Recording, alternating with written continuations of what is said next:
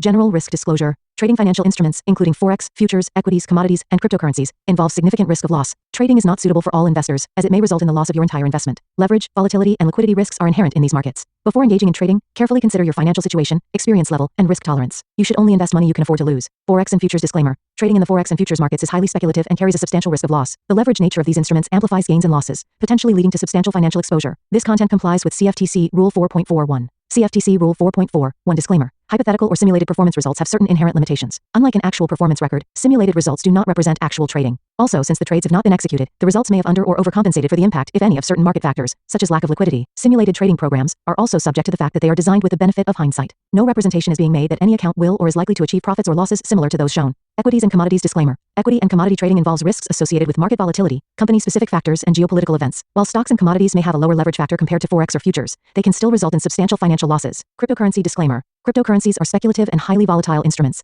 Trading cryptocurrencies involves additional risks, including regulatory uncertainties, security vulnerabilities, and lack of liquidity. Cryptocurrencies are not regulated by most governments or central banks, and their value may be affected by external factors such as news events and market sentiment. Regulatory references. In the United States, this content adheres to the regulatory standards of the Commodity Futures Trading Commission, National Futures Association, and Securities and Exchange Commission. In the European Union, trading practices comply with the European Securities and Markets Authority standards. Global compliance, content aligns with internationally accepted guidelines, but laws vary by jurisdiction. Consult with a licensed professional in your area. Past performance disclaimer. Past performance is not indicative of future results. Any historical results or performance shown in this content are for informational purposes only and do not guarantee future performance. Educational content disclaimer. The information provided in this video is for educational and informational purposes only. It is not intended as investment advice, nor should it be construed as a recommendation to buy, sell, or hold any financial instrument. Always consult with a licensed financial advisor or regulatory authority in your jurisdiction before engaging in trading activities. Alright, so today was an easy day because nothing happened. Monday, August the 10th, and it's a no trading, just planning, but it wasn't even really an opportunity. Very small range day. We got CPI this week.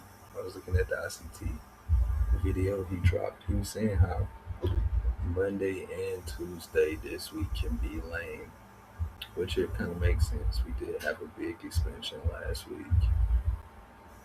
Right here, I want to see what happens when we get above here, which is previous week's high, but it's not even trying to get there as a sign.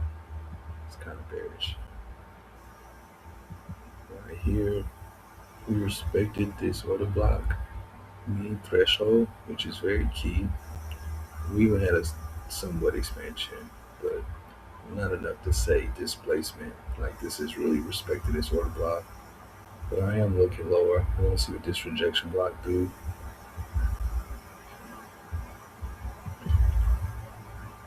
Get the 15-minute. It's a little bit easier to see on the 15-minute.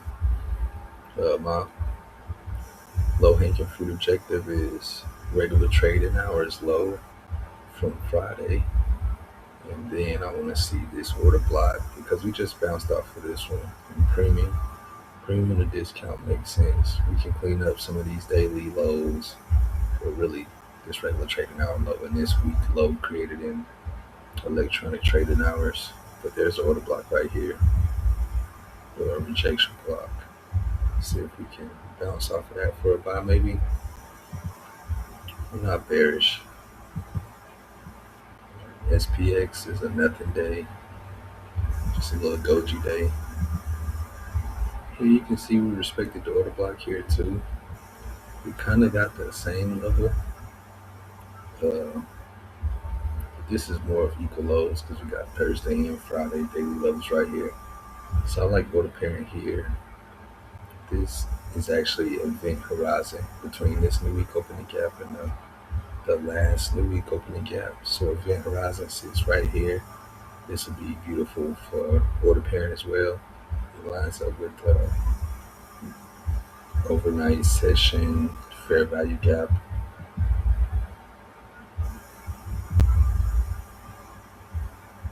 I really don't know if they would be trading.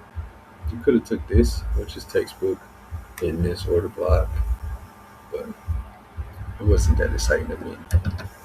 There's a little mile market here before we hit the equal lows. I do got regular trading hour low from Friday I'm going to be looking at. but that's really not nothing as far as charts. Well, SPY, we still bullish over here. I like gold appearing here, maybe sweeping this low. QQQ really didn't do anything. Gold is kind of interesting because we built this base and expanded towards the end of the day. This thing runs in Asia overnight, so I'm gonna be looking at this overnight. Asia London, see if I can get in. Ideally, I want to see pullbacks. This gap or propulsion block would be best, but the way it's running, I wouldn't even hold my breath for a pullback. Alright, so with the framework, yeah, good day to take off and don't chase gold. It's going to give it a nice setup. What we watch for tomorrow, it's nothing, no news, no earnings. All the good stuff happens on Wednesday, so it could be a day like this tomorrow. I wouldn't be surprised, especially since ICT said Monday and Tuesday could be lame, and he usually be right. Alright, that's it for Monday's chart work. Y'all have a good day. Peace.